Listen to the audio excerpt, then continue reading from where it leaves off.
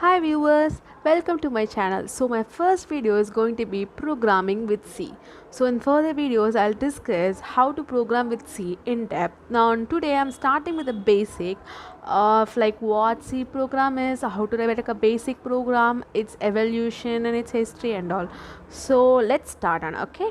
So why C programming? So we have many languages like Python, Java, are everything we have, but why do we prefer C program is because it's very easy to learn.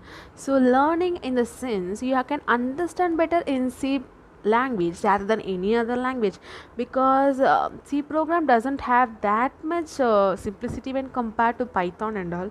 So it helps us to understand each and every line better, and thus we are easy at producing efficient programs when we like to write in C programming. And first thing is most simplest language of all the languages that exist now. And other thing is it's a family of language. If you see C you have, then C++, then C sharp. So it's like continuing, and it's a family of language. So if you learn C, then you can understand C++ and Java easily. So this is a basic language for any other languages just to be learned. And the last thing and the most important thing, it's very easy to understand. So, talking about the basic history of C language was developed as a successor of a B language. Okay, that's why it was named C language. So, the C language was developed in 1972 by Dennis Ritchie at Bell Labs for the Unix operating system, and later on it was updated and it was changed, but it was initially only for the Unix operating system. So let's look about how to write a basic C program. So here you can see a basic hello world program, right? Yes. Now we will see in a way like how compiler will look at this program. So as I denoted here, I'll just first brief about the program and then we will look like how compiler looks at this program. So first line is a preprocessor directive, and void main is the main function, and curly braces like it denotes the definition, and the printf is going to be a print statement. So now how a compiler will look at this program? So compiler always searches for the main function. So what this main function is, it's like a door of the program, it's a gate of the program. So the function will be searched by the compiler at first. So once it locates the main function, it will start its execution there.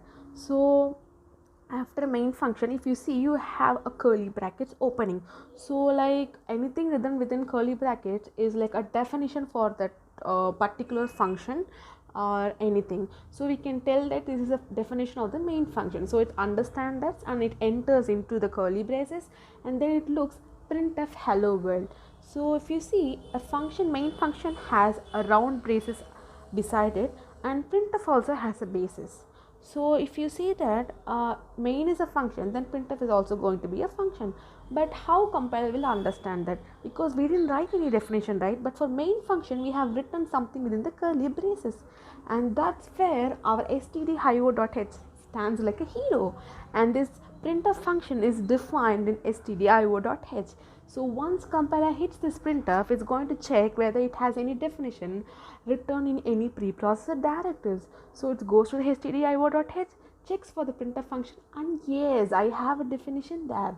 And once I get the definition, it does that, it's gonna print, right? So this function is basically going to print, so it's going to print us hello world. So once it's done, you can see you have a semicolon. Semicolon is like a termination of that particular statement. So the printf function is terminated, and we see a curly closing bracket, right? So this denotes the main function definition comes to an end. So that's how a C compiler runs. So any program is usually represented with the help of the flowchart. So flowchart is the most easiest and efficient way for understanding any program, is because it is denoted with the help of all the diagrammatic representation, right? Yes, if you see, the start and the stop is like a common thing, right? But it denotes the start of the main program, main function, and stop denotes the end of the main function. So you can say that it's like curly braces, right? The curly braces that we usually attach to the main program, that denotes the start and stop. So in between, you write whatever is going to happen within the program, And printf, so here in our program we're going to print it, right? So it's going to be a print hello world, so any print statement and get statement. Okay, so any manipulations, any user values getting statement or printing statement is enclosed within the rectangular basis, and that's why I've represented that. So like if you see that, you know that the only function that happens is gonna print hello world. That's it, you understand it, right? So keep supporting, guys. Like the video, share it until it reaches the rightest person, and subscribe my channel if you haven't.